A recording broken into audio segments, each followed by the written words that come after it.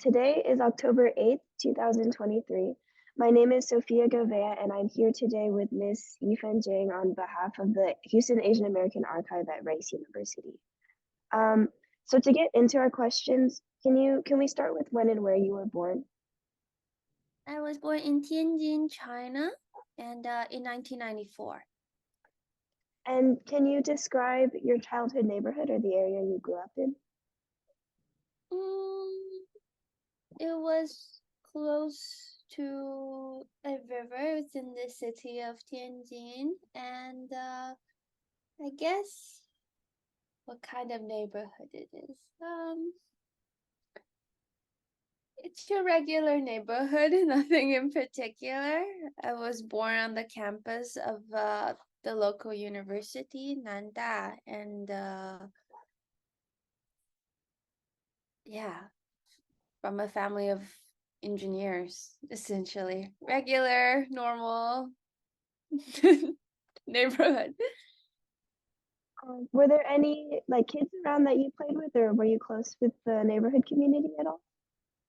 Oh, yeah. I mean, it's a really uh I guess it's a community of people who work for the Chinese railway system. So the housing was provided for workers that and worked for the third railway company, and it's mainly a lot of older engineers who are participating in building the infrastructure of modern China. And so the kids that I grew up with were usually grandchildren of those people. And yeah, I'm really close to a lot of them. We're still friends. A lot of them immigrated to Canada with me. It's a very nice place. That's so cool. So you mentioned that your parents were engineers. Can you expand more on that? Like they were part of the Yeah. same railway company? No, they're not. They just happen to also be engineers. So is my uncles, both my grandparents, mathematicians, engineers, etc., etc. Uncle and aunts, all the above. Yeah, just everyone. Not in a specific arena. Um, yeah, building everything, I guess. And did your parents' careers have any impact on sort of like what you envisioned for yourself in the future, or um, and any of the values that they instilled in your childhood growing up? Yeah, I come from a very, I guess, in the traditional sense, um,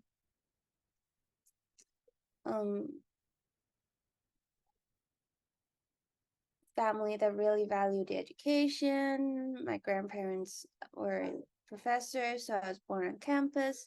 So there's a lot of that going on, but I was never um, gifted in the way that they were. So it was obvious to them that I sucked at math and STEM in general, and there was no hope for me. So they actually, all of them encouraged me to go into arts as opposed to the usual story. That's really nice. Um, and I know you mentioned before taking like classic calligraphy classes as a child. Mhm. Can you talk more about that and maybe how that has impacted your art style now, or if it does? Definitely does. I was just one of those kids who's not good at school at all. So my parents just decided to uh take me to do whatever the hell I wanted. So I tried everything, like I don't know, like from story writing to freelance press to accordion, flute, I don't know, whatever, acting, ballet, anything that you could think of. The only thing that really stuck with me was art and calligraphy. So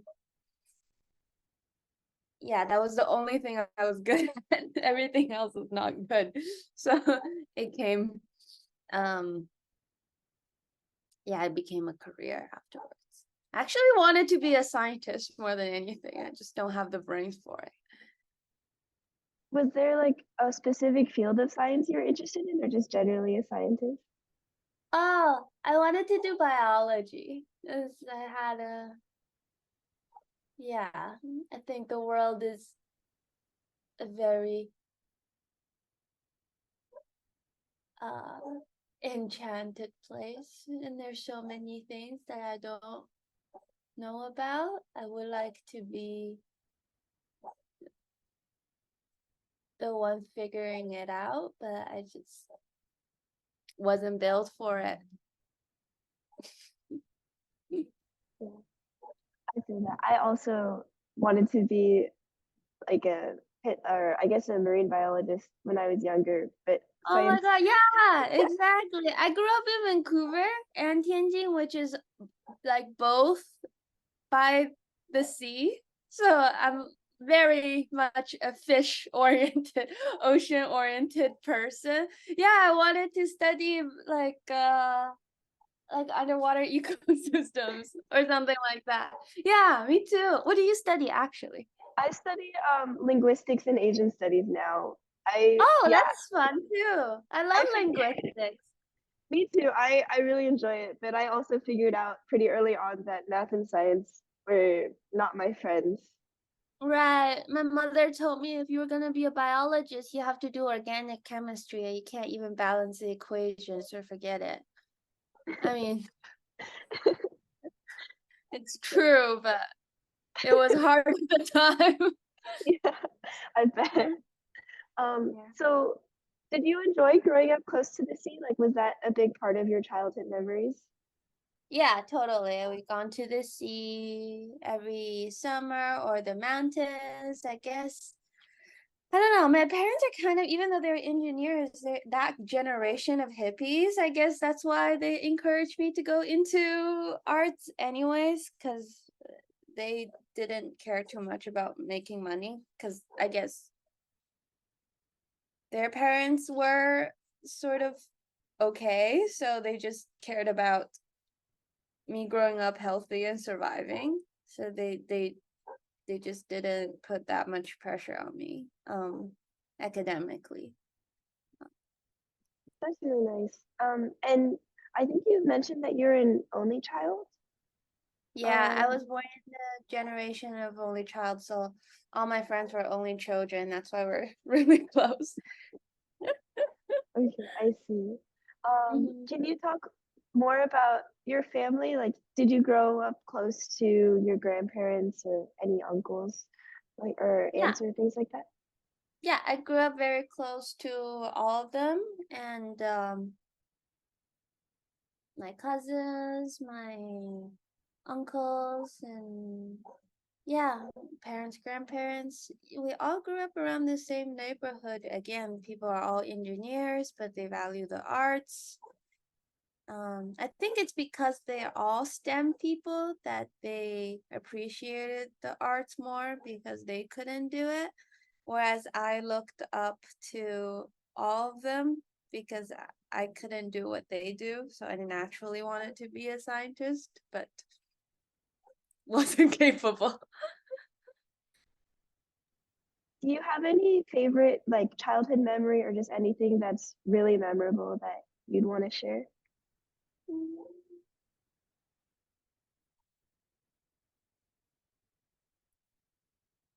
I guess we gone to a lot of rural communities as a child. We didn't go on fancy vacations. My parents usually take me out of school to go to like, they really thought my school studies were hopeless. So they just took me to see I don't rural Mongolia or like deep in the mountains and then spend the summer that way. So I did a lot of um frolicking a mountain and catching fish bare hands, and actually also was in New Zealand for a while, so I learned not wearing shoes too. all of the. I did a lot of playing around as a child. Yeah. That sounds like What's so my much favorite fun. memory? I guess I really like watching cartoons. I just watched a lot of cartoons, and that's what ultimately made me an artist, I think. Did you have like a favorite cartoon you watched, or was it just whatever that sorry, whatever would be on TV? Card Captor Sakura. I was talking with my friend from Taiwan about shows she grew up watching, and she also said Cardcaptor Yeah, Sakura. it's like the generation before the millennial, it was Sailor Moon. This is like our generation of Sailor Moon.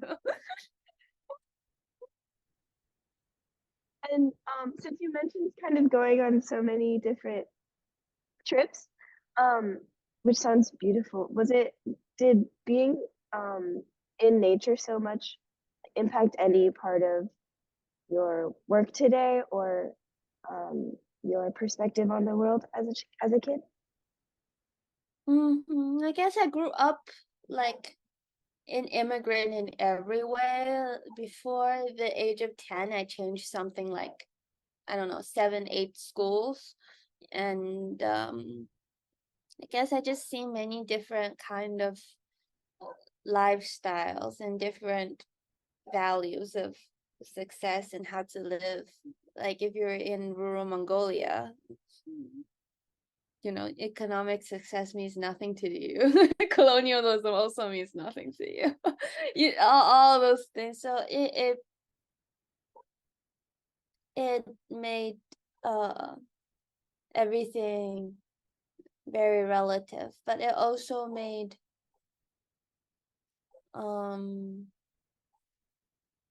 it made how I ought to spend my time not a given. If I was really stable and grew up in one similar areas, it would have been really easy to be like, okay, this is the standard of success. This is what I ought to do with my life. But because I grew up seeing so many versions of that, even within China and also New Zealand, it's something I had to think about and decide for myself, which is kind of um like fundamentally a really disorienting position, but also um a lot of freedom. How long were you in New Zealand for? I think almost a year, but it was before I started elementary school. Do you Yeah. have any memories of it really? I watched Teletubbies, and then outside was just like Teletubbies, and it looked like that. And people didn't wear shoes and sat on the ground, so I learned that. And running around mostly outside and rolling down the hill. You could roll down hills. And I remember being a lot of sheep and mutton busting, which is what it was. And I realized what it's called when I first got to Houston. It's called mutton busting, like a kid wrestling a sheep. Volcanoes, all the nature stuff. I think nature stuff has been like really consistent, and that part is like even more so because I'm from Vancouver, British Columbia. It's just mainly nature all the time. It's really nice to have that connection to nature, I think. Um, Yeah, I get tree withdrawals. Like if I don't see enough trees, it's just like I just need to go see some trees right now. how old were you when you immigrated to Canada with your family? I think 11.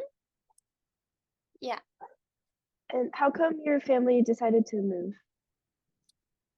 Well, my parents weren't really down with, I guess, how things were in China politically, and also they were the kind that like to travel, so it was something that they thought was appropriate. Also, I had really, really bad asthma to the point that I would like stay at home for 4 months at a time because I literally couldn't get out of bed. So they thought it was the pollution. Like she might need some Canadian air, and it worked. Now I don't have asthma. I also have asthma, so Yeah, you do? Was it childhood asthma or is it like still around? it was childhood asthma. It's kind of still around, like if I'm sick or if I exercise really hard, I We need have to the bring my exact same inhaler. thing. Yeah, me too. The same problem. So yeah, pollution was actual problem back then, but now it's okay. I was just in China. Uh, I was just in China like 3 weeks ago, and now it's okay because they cleaned up a lot, and it's okay now, I guess. I'm glad it got better. Um, so Thank you. you mentioned also moving to Canada with a lot of your childhood friends. How was that experience? I mean, I immigrated earlier with my family, and then my childhood friends were just like, well, we want to go study abroad. We don't know where to go. You're in Vancouver. I'll just come find you. So two of my friends came, and it's really nice. It's like having siblings. When I'm not home, they go visit my parents. That's really nice. So are they still in Vancouver? They're all software engineers. Yeah. And was there a specific reason that your parents settled on Vancouver, or not really? We did like actually drove across Canada twice to decide on where to live. It was just, I think they like the West Coast or not. They're not very like, they're not very they're like excessively chill. So they like the West Coast, and they decided it was better climate and it wasn't too cold. It was just really, really chill place to live. And people mostly spend their time hiking or kayaking or barbecue or skiing, and do anything aggressively aspirational. Um, the sort of like drive across the country to figure out a place. Do you have any memories that you'd like to share? Oh, well, like at the time we didn't have any money, so we just stayed in cars. I mean, my parents had trouble. They still don't really speak English, and they couldn't do their old jobs, so they did a lot of so they couldn't do their regular engineering jobs. My mother eventually got back to architecture shit, but my father never did, so he became a car mechanic. But anyways, the drive across Canada was fun, but we mostly just stayed in our car, and then during the night they would drive, and then, because it was so dark and cold and there's lots of snow, the car would like slip off the road and end up in the snow. I think it happened twice. I think it was like waking up and realize I was like upside down in the snow. Yeah, but it was fun. Yeah, good to see the country. That sounds scary. I'm glad nobody Yeah. was hurt, right? Yeah, I mean the snow is really deep. Canada is mostly snow, so that was it's now it's kind of fun thinking back. It's That sounds like fun. Can you also describe the neighborhood that you moved into in Canada? in Vancouver or In in Vancouver. I also lived in Toronto for a while just to try it. Yeah. Like both of them, but chronologically. So starting with Vancouver, I guess. Yeah, it started with Vancouver. We lived in Vancouver for a while. We decided to like, well, this is nice, but let's try out all of Canada, see if we liked anything. So we drove across and decided like Calgary's kind of too cold, and then we just kept going. Saskatchewan was a bunch of nothing in particular, and then ended up in Toronto. I decided we have some friends there, so I decided to stay for a while. I don't remember that much of it. It was really short. Um, how was the neighborhood? Suburbia. Nothing nothing in particular. In Vancouver, I lived in New Westminster, which is by the Fraser River for the large part of my life, and it's very quaint, and it's very quiet. Uh, it's cute. There's lots of antique stores, and mostly peaceful, but there are some gang activities. The school got some there were a few episodes with guns and lockdowns and stuff, but mainly okay. Was it very different from the neighborhood you grew up in China? Mm, it's first of all two different countries, so yes, very different. But in terms of population density, it's around the same, like not exactly central. It's not the center of the city, it's more like suburbs, but it's not deep suburb. It's kind of like light burb. I don't know how to describe it. There's like a little town for the burb. It's kind of that situation. Yeah. And were you close with the community that you moved into since you were so close with the children in your community back in China? Yeah, I lived in US for a long time. So for most of my teenage years, so I'm very close to my high school friends, and yeah, they're still my best friends. And some of the kids I went to college is also living in US, which is a small section of the art community in Vancouver, and it's very tight knit. It's very tight knit. Yeah, so I'm very close to all of them. It's a very heartwarming place. That's really nice. Hmm. Was there an Asian community at all where you It's moved like into? 50% Asian people in Vancouver. That's really nice. Yeah, no, it's mostly it's not it's no there's no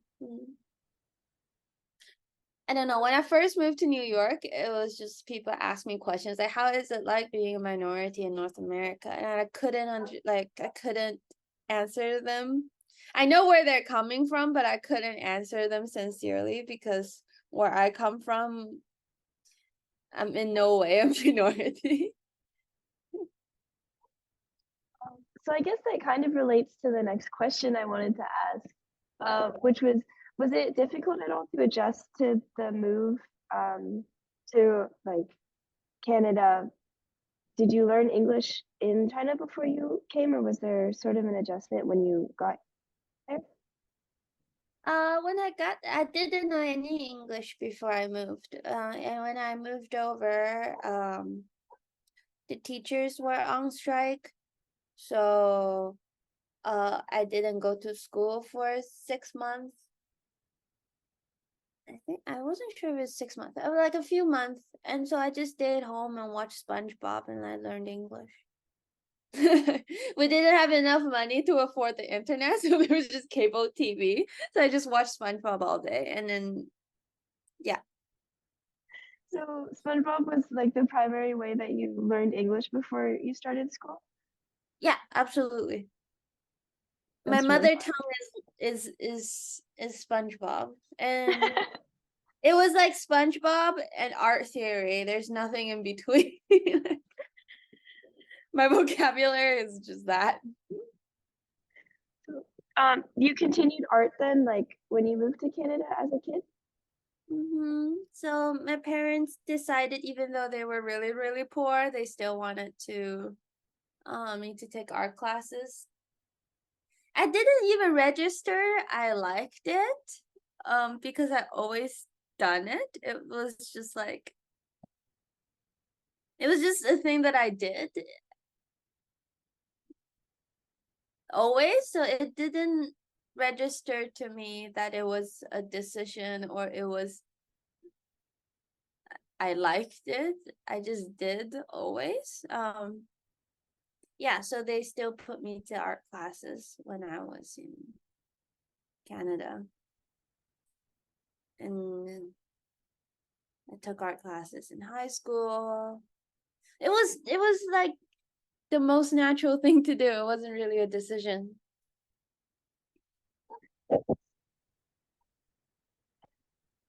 Able to stay connected with um, your family or your friends back in China? I mean, I guess obviously like some of your friends came and moved to Canada as well, but was it hard at all to go back and forth? Well, there was, I mean, it's I don't know how to say if it's hard because there are disadvantages and there are obviously advantages.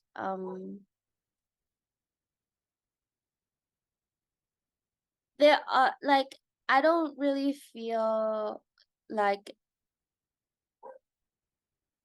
I don't really feel like China is a home in a way anymore because I was a little too young, but it is still a huge part. It still also kind of feels like home. It's a very difficult way to describe it, but how to say this? I don't feel like 100% belong in China in any way. And in terms of friends, I went to elementary school in China. I only have like 2 friends in elementary school and stayed in touch. So I didn't feel like I lost anything because I was too young. Um, but yeah,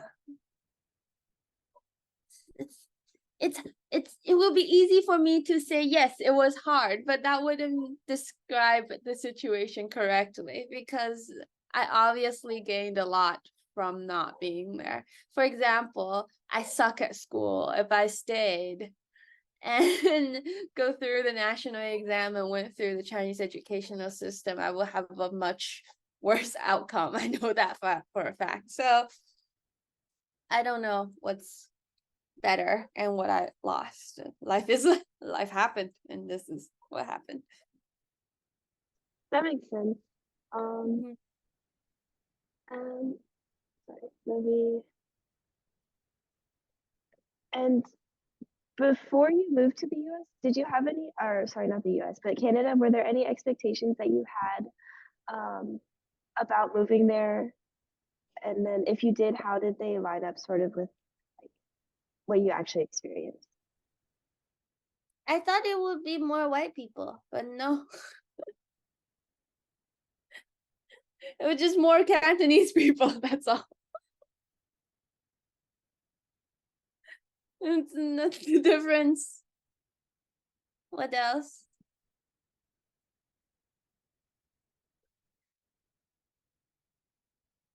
I mean, I feel like there was racism, but because there was like so many of us,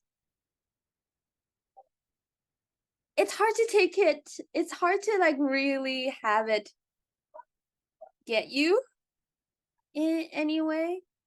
Um,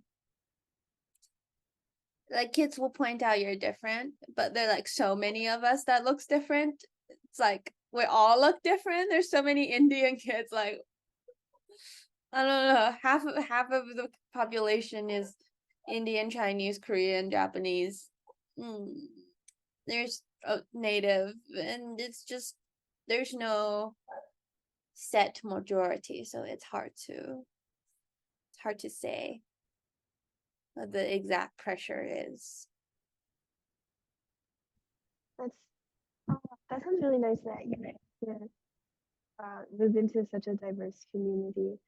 Do you think moving into a community like that has impacted your perspective or sort of the way you go through life as an adult? Yeah, I think it continues from my experience as a child going to rural communities or different ethnic groups of China, like looking at how they lived. And when I moved to Canada, it's a very multicultural, at least in Vancouver it was. I don't want to generalize into like all of Canada. There's obviously in other areas, there's more racism and less diversity. But from my personal experience, it was more like I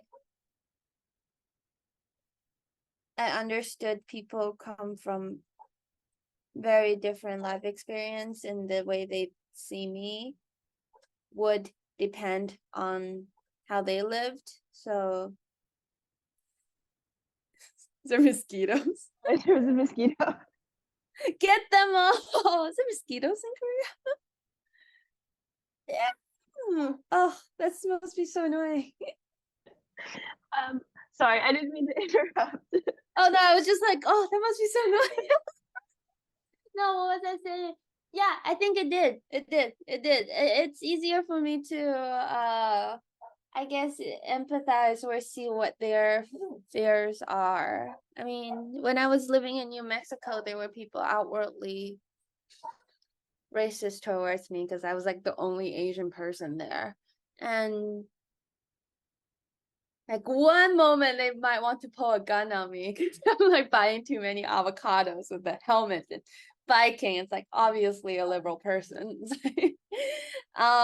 So and but then the next moment they'll invite you in for cookies and stuff. It was just like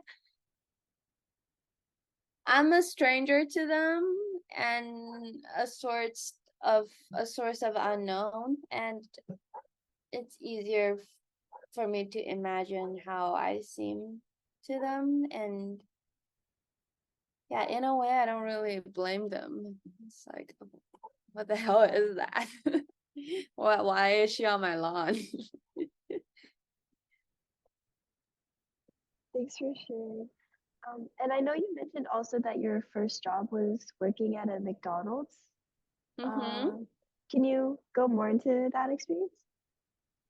It was really fun. Well, my parents didn't have any money, so we were, I guess, living on um government help and for low income families. But I was like, in China, you can't work at 11 years old, but in Canada, I guess the legal age is 12, but I started when I was 11.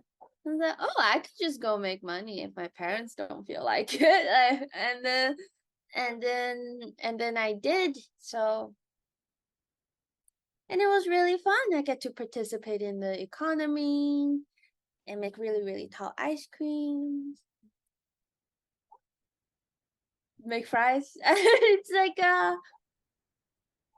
well, I think the benefit of that was I got to um participate in society early on. So like from that point, I didn't really depend on my parents financially in terms of like whatever the hell that I wanted.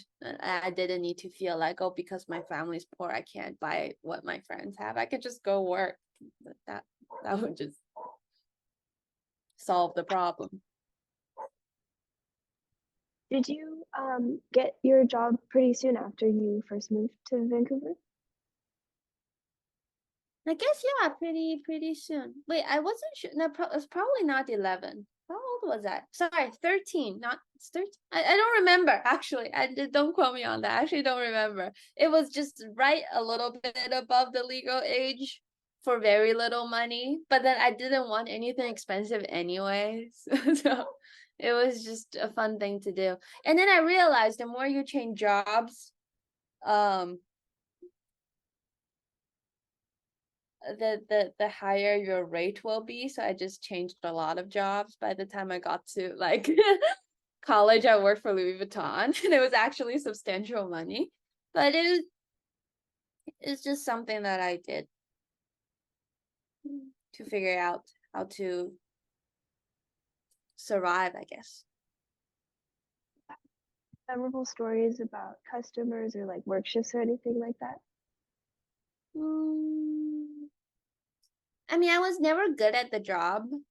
I just worked long enough to jump to the next company. Uh, I remember when I was working at Louis Vuitton, there was one person that came in. Well, first of all, there was a lady that somehow pushed. In McDonald's, there was an older lady that came in that ordered an ice cream, and then halfway through, uh, she suddenly yelled her finger fall off. And her finger really did. She was like pushing herself away from her chair, and then her finger snapped off somehow. And we had to like grab a cup and fill it with ice and put the finger in, and then the ambulance came. There was also another day where I was like at work at 12 a.m. and like, there's literally two persons stood outside, and one of them just started yelling and charged at the other with a knife and stabbed the other person. I was like the only person at McDonald's, just like, what happened? There's a lot of stuff like that happened. What else? Oh, when I was looking at Louis Vuitton, this one time when this guy came in, like grabbed all the clothes and wanted to try it, and he looked really put together. So I thought, regular customer. And then when I was like helping him with his suit, he looked me in the eye and was like, "Today my life is gonna change." So I was like, "Wait, you're just getting a suit, man, chill." And he was like, and then the next thing, I was like, I left him there, he changed, and the next thing I knew, he was coming out of the change room with his backpack. So I thought, sure. And I went to clean up his room. I realized like all the clothes were gone. So it was in his backpack. So I called my manager. They got the police. They caught him.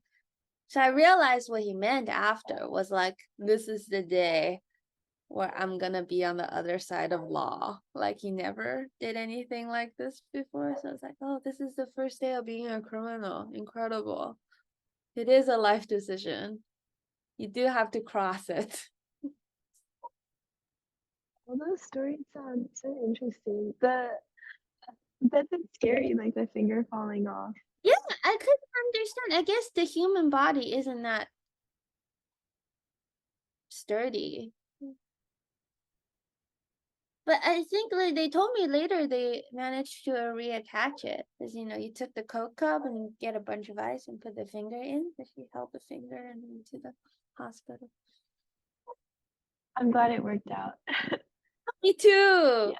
Oh, there was also another time where a bunch of like I guess guys from my high school, like a little older than me, whatever, came in with a camera, and I was the only person once again at the cash register, and they jumped over the desk and started going into the kitchen and started making a Big Mac for themselves. And then the video recorded everything. And I just didn't like it just didn't occur to me like what is happening. So I just like stood there, and then my manager came out with like a literal broom.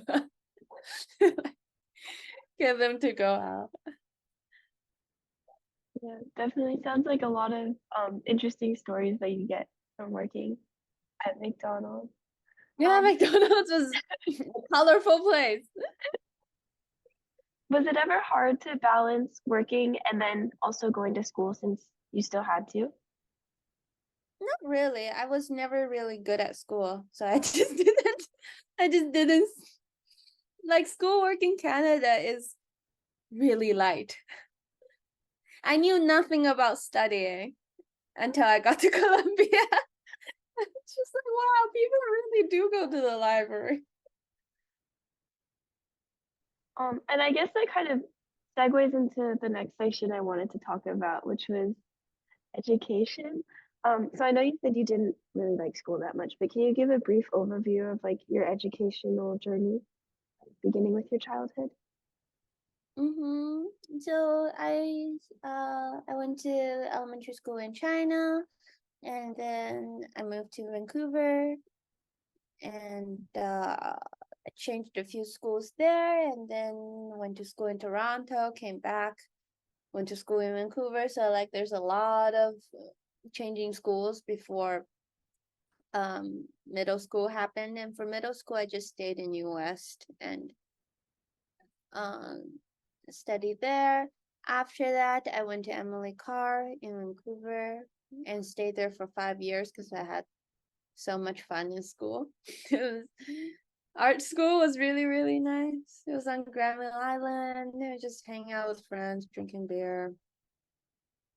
Not much study was happening, and painted some paintings. Painted a lot because it was fun to hang out in the studio.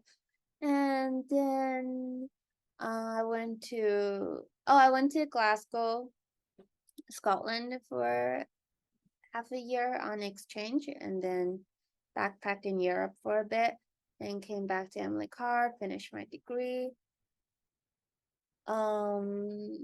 And then went to Columbia for my master's. Mainly because I didn't want to go to work. So I applied for my master's. Yeah, so and then I moved to New York and studied there. After that, I taught at Columbia, and then I taught at Bennington College, and now I'm in Houston. So you mentioned also, did you say going to school for a little bit in the States before going to college? Oh no, I went to the UK. So Oh, Glasgow, Scotland. okay, I see. Scotland? Glasgow? How was it living in Scotland? It's really fun. That is the first time where people, like, I remember I was hanging out with like Australian kids, and they really liked the outdoors and they wanted to like see places, but we were like dirt poor, so we hitchhiked a lot. And there was one point when we went to the tip of Scotland in the Isle of Skye, and our car got broken down, and there was like nothing around, absolutely nothing around. So like we walked for a long time and saw somebody's house and went in, and then like knocked on the door. The guy opened the door, he just like froze. He just like stood there. And I was like, why is he just standing there? And he looked at me, he was like, oh, you're the first Asian person I've ever seen. Really? Yeah. So, oh, okay, I better represent. Like I better behave. But yeah, he was so nice. He got to like he helped us gas up the car again, and it was really sweet. I got cookies and biscuits and tea. But it occurred to me there are people in like that state where they, oh yeah, I asked him whether or not he's from there, and he told me no, he's not from there. He's from there, and he pointed to the house down the street. I was like, I see. That's so funny. That sounds so sweet. He gave you like biscuits and stuff. Yeah, he invited us to watch TV. Mm. Did you stay for a while at his house before you got back on the road? Yeah, because you have to fix the car and everything. Yeah, it Oh. was great. And in Germany too, I went to a Nazi bar by accident. It was just like I went in for a beer with my friends. And it didn't occur to me sometimes because there wasn't a lot of Asian people in art schools, so sometimes I forget that I look different. I'm hanging out with my friends. It's like, okay, that was one of the moments where I realized, oh wait. I was just there getting a beer, we're chatting, and then like the guy next to me was just like, why are you here? I'm like, getting a beer? School, like what? So, And he's like, do you know where you are? I'm like, at a bar. And then he pointed to the wall. There was like a gigantic swastika on the wall. Just like, okay. I'm gonna finish my beer. I'll go. But he wasn't like aggressively. He was just like pointing it out, just so I know, don't get in trouble. That's scary. Were you scared at all? I guess I just didn't know, like a lot of these situations, I feel like I'm so ignorant to the magnitude of like the potential of danger that is just, no, I actually wasn't scared. It was like he's nice enough to tell me that I'm at the wrong place. He couldn't be that bad, you know? There are also like friends that was like before I met their parents, like during Christmas, we're all going to the Christmas market or something. He's like, just so you know, my father is very racist.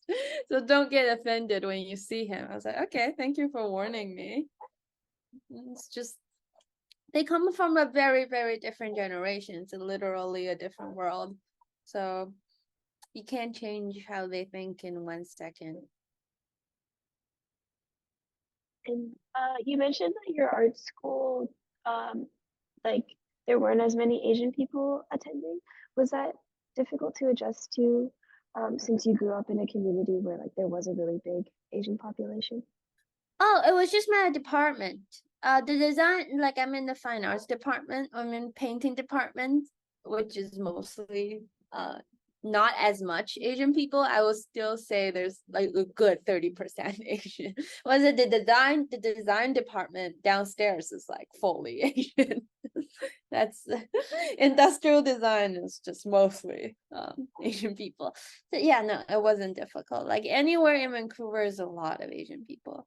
But I had to, but in our school was the first time where I really had to work hard on my English because SpongeBob isn't really sufficing for Marxist theory, you know, like you need to level it up a little bit. Yeah. Okay, I see. Mm. And was it, so how was school different in China compared to in Canada? Like, was there any difference in teaching philosophies that you noticed? No, totally. Canada, I barely studied. And also you can get away with so much. You can pick the class that you wanted to take and forget about the rest. So I never really learned algebra.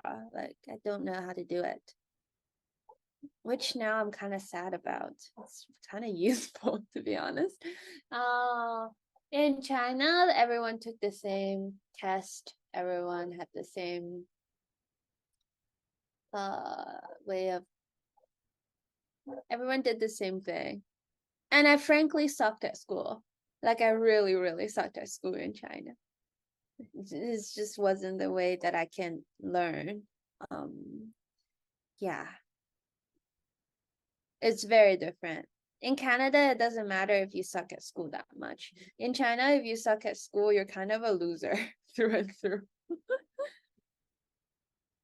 I see. Thanks for explaining. I wanted to move on to your work/career now, if that's okay, if you didn't like have anything else you wanted to add. Mm-hmm. Sure. So before we get into the questions, can you give a brief overview of your career so far? So I'm an artist. I worked in painting and animation. So far, so good. What's a career like? I think I mainly mm, so I usually exhibit paintings in solo exhibitions, and my animations go to film festivals and museums and more institutions. Yeah. Can you describe your painting style? Like, would you say that you belong to a specific school, or there's anything specifically that you draw inspiration from? Mainly from everyday life, I draw inspiration.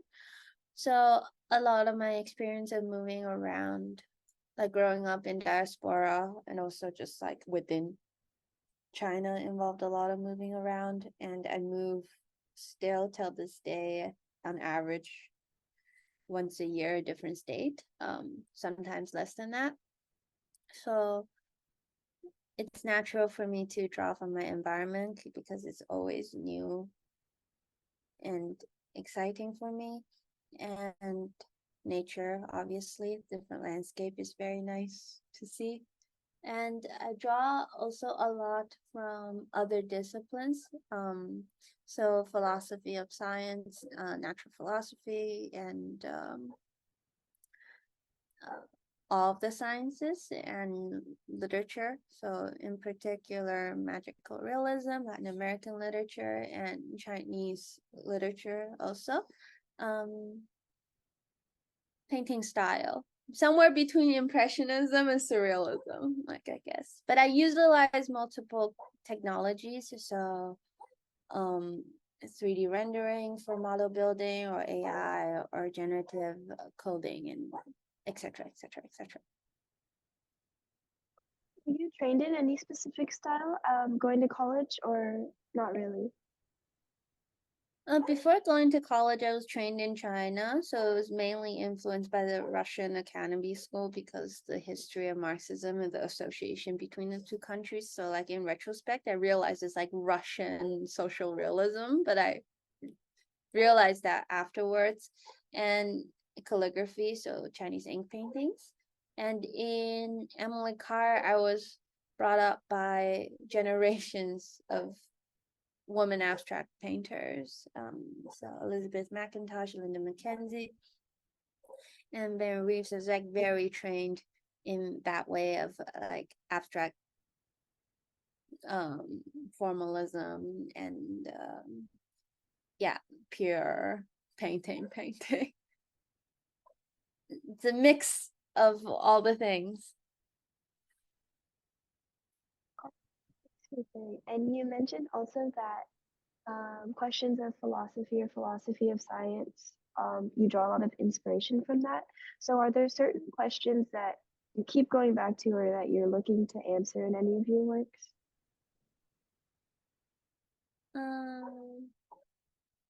Yeah, well, at Columbia, I spent most of my time going to philosophy and science classes. And I guess one thing that's really interesting to me is the nature of time and space, and how the changing understanding of that fundamentally is going to change how we live as humans. So I guess fundamental questions are very interesting to me, and that relates to um, ancient Chinese philosophy such as Taoism and Buddhism. Yeah, cosmic truth, I guess, big things.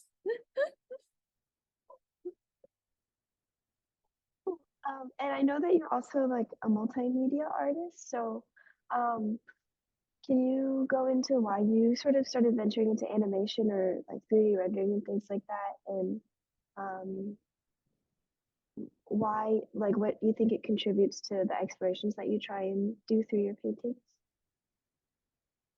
Mm.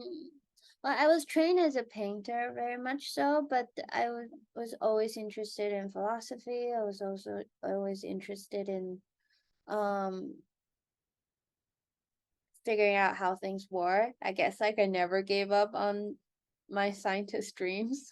I just couldn't do it in that way. Um, yeah, I was always trying to figure out how the world works, even on a really abstract level, not on a specific level. So that's what I was drawn to, but I was studying it, I was trying to do it, and it couldn't come out in my art because I was just a painter. So I basically felt constipated. And I realized if you just like made the paintings move, you can add words to it. And I made a slideshow essentially to tell a story. And I was also really interested in literature. So it was natural for me to bullshit a story, and it became, it's like, oh yeah, I could paint, so I just need like a few more images to tell a story and I can write a story. And then those two things naturally evolved into animation eventually. That sounds really cool. It's a And really fun life. I have no complaints. nice. Oh, that's really nice. And I know you also mentioned that you draw inspiration from like Chinese literature, Latin American literature. Are there any authors specifically within those realms that you draw the most inspiration from? Totally. I mean, on the genre of like my intro to literature was Murakami, which is really typical. That's how it is. But I'm a huge Borges fan. I think it was amazing that he can make something so mathematical, sober and logical and clear into these beautiful poetic, like surrealist situations. I think he was a good example of the way in which I feel art could be contributing to the progress of understanding the world, not just science, like art is also able. So he was like a good model for me to be like, oh, I could do it this way. And it made me feel really good about my discipline. And are there any painters that you take a lot of inspiration from as well? I mean, I love Monet. Again, very typical. But it was just like, I mean, I first saw one of his paintings in the local library in Vancouver. It was just like on a pamphlet. And it made me cry. I was like, what the fuck? Why am I crying at this like stupid, like bad print out of this pamphlet? It was just like incredible how somebody's able to communicate a moment in his life so directly to an absolute stranger living at a different time and space. I thought that was like almost magical. That's a wonderful technology. I want to be able to do that. That's so cool. And how has your or how do you think your art has changed over time?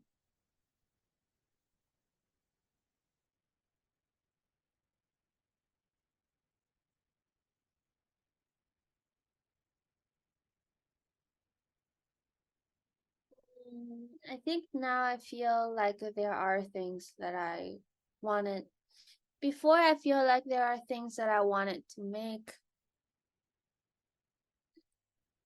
because I wanted to see if I'm able to do it. But now I feel like I'm able to do it, and now I want to make things that doesn't exist yet. I think there are now things that I want that doesn't exist in culture, or I don't know that they exist. I guess specifically the intersection between visual arts and philosophy of science and I guess, yeah, analytical philosophy in general.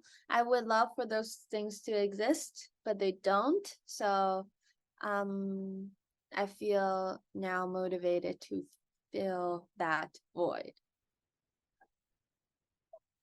I see. And do you think your painting style has changed at all, like since you began? Definitely. I mean, with like the involvement of technology and also how I the animation involved a lot of tech. Um, Before graduate school, I was the kind of person that couldn't get a printer to work. I really had to like bang my head against the computer, like literally to figure out how to use technology. and now it's a huge part of my practice. So that is a huge change, and that made the paintings change. But also that as a painter, I don't know, my graduate professor used to call it like a old man sport. I guess he also meant woman, but it was just like the kind of sport, the more you do, the better you are at it, kind of inevitably, because it's a physical activity. So that part changed also. And since such a large part of your process now is including like technology and things like that, obviously, like recently AI has been making big waves in that. Do you think that AI would ever, like that would ever be something you would be interested in incorporating in the future? Or like if artistic processes could benefit from AI? I already use it, so it's part of the work. I think like I use it for animation. I also build my own smaller networks for specific things. So yeah, I already use it. There's something that's really uncanny about using it, which is it reminds me the like with every piece of technology or every particular software, it has a natural way that it wants to be. Like it wants to make things that look like that defaultly, like Windows Paint want to look like primary colors, and like AI generated images tend to look like surrealism, to be honest. So surrealism was respecting your unconscious intuitions. So there's something really strange about um that rhyming situation where the AI generated images is pretty much like your mind if you truly respect its randomized generation of thoughts and images. I don't know what that means. I feel like uh yeah, there's some weird connection there that's geometrical, mathematical, that's gonna tell us later on about how like neural nets and how our own mind work, I feel. That's so interesting. Um, yeah, I guess I just don't really, maybe I don't really understand how AI works. I've never used it really, but can you describe how the process looks like when you incorporate it in the art that you do now? It happens in like many different ways. Like in animation, it's usually in the rendering state. Will I work with my collaborator who I met in grad school, James Mercer, and what he will often do is reduce the amount of information he'll give to the rendering engine, and then the rendering engine will guess what he thinks, this what they think they're seeing. So AI sort of fill in the blanks. So that's a way in which is incorporated in my own works. I would create control groups and specific slew of different networks to do really specific things. For example, generate a flock of birds that lay in a very specific shape, and yeah, it's just to do very specific things. And then I will use that as a reference and then incorporate it into a painting. Okay, thank you for explaining. Um, and I guess since because I also know that there's sort of been a debate recently, especially with things like ChatGPT, um, like the AIs where you have to give them input where they can learn from, especially among like the art community, that people's works are being plagiarized to feed into the engine. Do you have any like specific thoughts about that? Hmm. I feel like this is the beginning of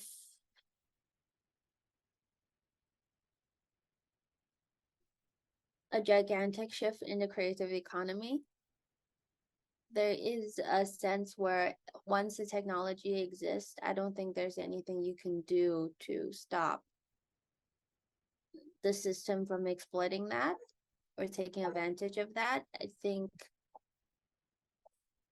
it's obviously more cost efficient than a human person. So those jobs that can be replaced will be replaced, despite this is just a really depressing prediction. But I think I don't know what it will mean. Okay, here's the thing. I think it will make clear what is the difference between human intelligence and AI. I think it will make that distinction very clear, if there are any, and if there are fundamentally none. There's nothing stopping us from them taking over. And I think that's fundamentally gonna change the structure and the structure of society. It's not just the creative force, it's all the forces. So once human labor, as in, a brain walker, gets replaced by a machine, the whole labor structure and everything is going to change. So what we're out to do with our lives will fundamentally change. This is not a small riot issue. This is something on the part, like on the scale of industrial revolution. So that's what I think. I'll see what happens. For sharing. And I guess do you have a specific art process for when you're painting or I guess animating or things like that? Well, painting, I kind of start with a digital sketch and then I'll make an image and that will be my reference, and then I'll paint the painting. A lot of stuff happens during painting too, so it's just a guideline. And often it also starts with photography. For animation and for other project, it all starts with an idea. It's usually a conceptual idea, an idea from philosophy of science, an idea from philosophy in general, or a story that I had in mind that it's fictional, and then I will choose whatever the appropriate aesthetic or structure to tell the story. And that's usually how it works. Just involves a lot of time. And when you paint, is there a specific medium like oil paints or anything that you prefer using? Yeah, I'm an oil painter. Cool. And do you identify or like how has your identity, your background as a Chinese immigrant and a woman impact your work? I guess entirely. I mean, I am a conglomerate of my life experiences. And I am a Chinese Canadian diaspora person. So yeah, all of it come. I'm a scoop of all those things, and it naturally comes out as that. But I tend to shy away from having that be something that is the only thing that I'm able to talk about. For example, people like to focus on that, but I think it is already who I am. I don't need to focus on it. Whatever I make will have that in it, so I can free myself to discuss other things that I'm interested in, let's say science. or Um, AI. You know, like yeah. so would you, I guess you wouldn't consider yourself like specifically an Asian American artist, or but do you consider yourself like a global artist with particular reference to Chinese culture or anything like that? Hmm, how do I consider myself? I'm a person. I mean, like it will always change, right? So like at this point in life, I am Chinese Canadian, and now I live in the States for I don't know how many years, so I have to like keep adding. And I also lived in Europe for a while, so like I have to keep adding. So I don't know how to um clearly say what it is and give an honest picture, um,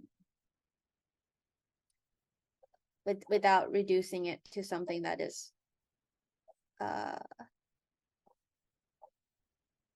not true or yeah, if that makes sense. Yeah, that makes sense. Thank you. So that was kind of all the questions I had prepared for this section. Was there anything else you wanted to touch on or include? No, you did. You had wonderful questions. I had really a lot of fun answering them. Thank you. Um, it was also really fun hearing your answers, so thank you. I guess the last kind of section that I had was maybe more about personal details. Um, so I guess to begin, could you share like how you identify yourself? Oh, she, her. And Sometimes it. and do I'm you serious about consider that. okay, okay. Um, Thank you. And do you, sorry, I should have asked that earlier. Oh no, But, no, no. and do you consider yourself, I guess we kind of just talked about this in relation to who you are as an artist, but do you consider yourself like predominantly Chinese, Chinese Canadian? Is there a specific label you use, or do you tend not to like try to use them? I think the closest thing I can grab onto is Chinese Canadian. And what do you like to do in your spare time? Yeah, this is the question I fear the most. I actually have no hobbies.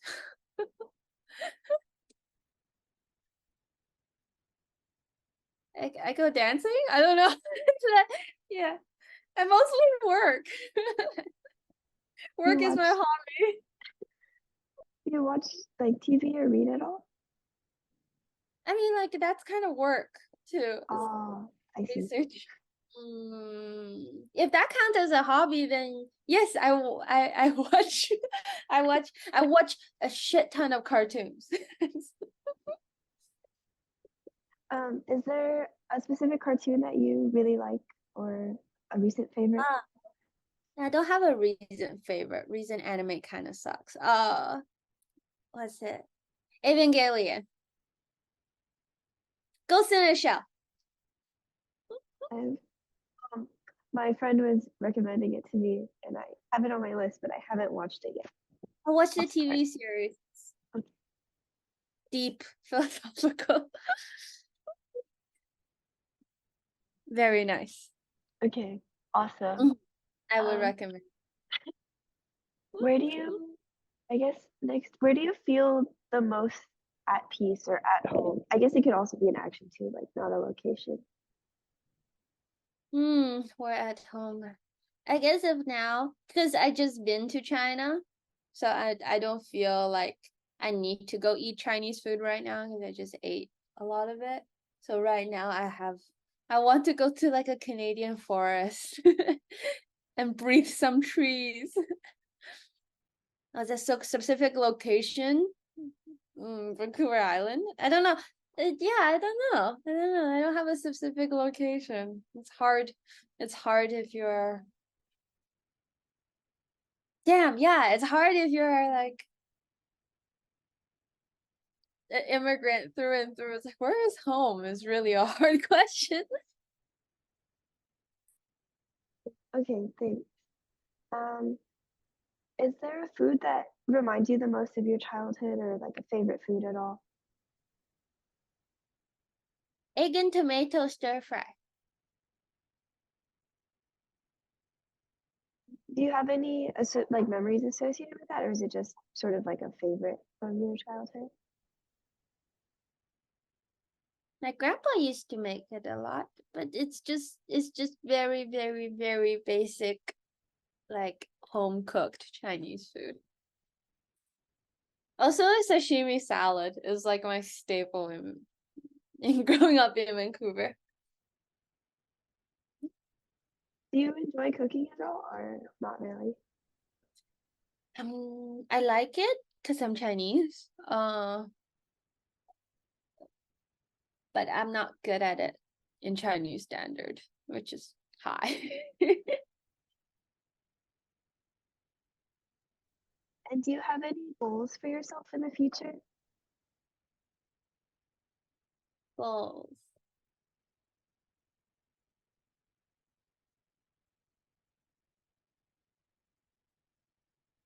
Yeah, I have art dreams, which is what I just told you. I want to make art in the intersection between um art and philosophy. I feel like there isn't a lot of it. Um Goals. I think I want to study philosophy seriously at some point in order to make the art I want to make. Mostly art goals. I don't have any other goals. Thank you. And I guess, is there any like specific exhibit or piece of art that you're the most proud of, or not really?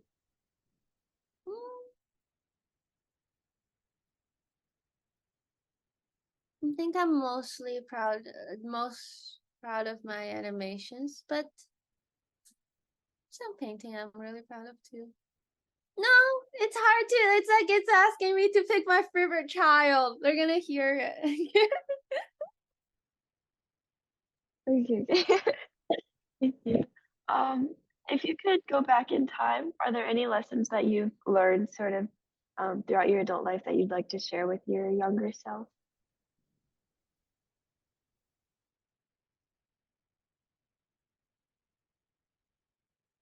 No, I think I want to respect their ignorance. You only get to be ignorant once when you live a life, you know. It's a really special gift where you don't know shit.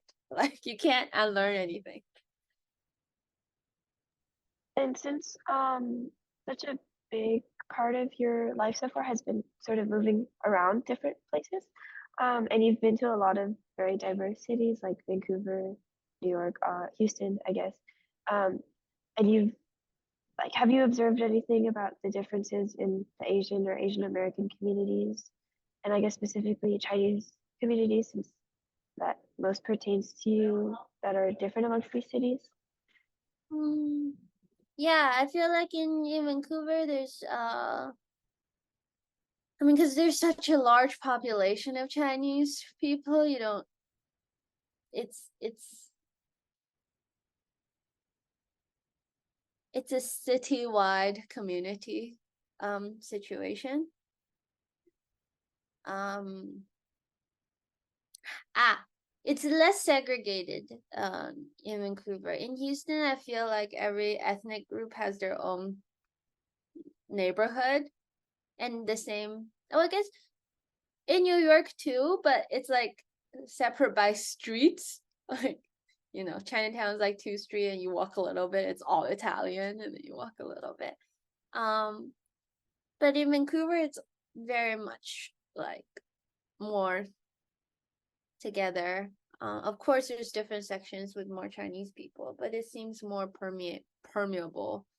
Um, yeah, it does feel different.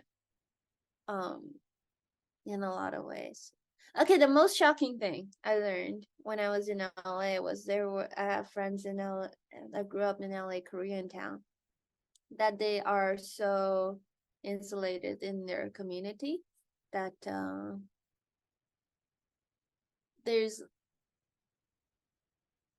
even though it's just like next door, a lot of the kids don't go to the Korean restaurants because they're not Korean, even though it's like right there. And that was like the thing that blew my mind. It was like, why wouldn't you just go in since it's right there? I know, but like that's part of their community. We don't go there. Yeah, that was, I think, culture shock for me. Like, Yeah, that's so interesting. And I guess that was kind of all the questions that I had prepared, but is there anything that we haven't talked about that you would like to include before we finish?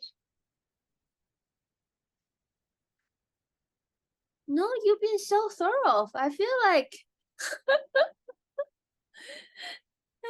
you know my whole life story. Thank you so much for like agreeing to be part of the archive and to this interview. It was really an honor to talk with you. It was so much fun and very interesting. Oh, Yeah. thank you so much for your time and thank you for the invite. I guess there's one thing I want to say. I don't want to feel like I'm not, um, like when I'm answering the questions, I feel like I'm trying to say it as honestly as I could, but I don't. And sometimes when I say these things, it feels like a lot of time I feel misunderstood as somebody that doesn't feel like they um identify with being an Asian American. First of all, I'm not. I'm like Chinese Canadian. But I feel like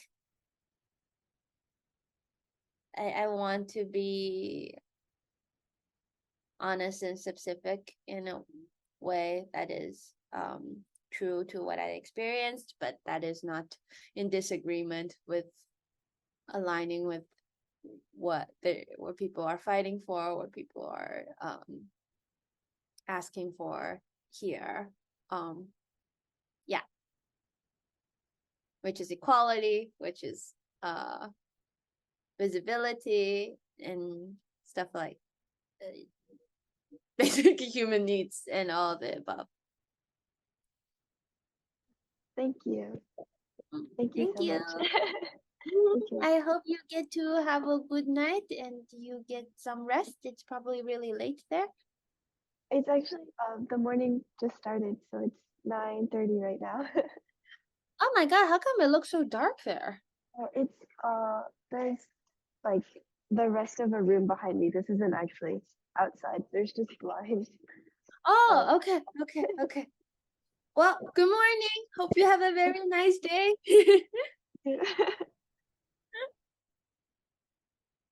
We'll end the recording now.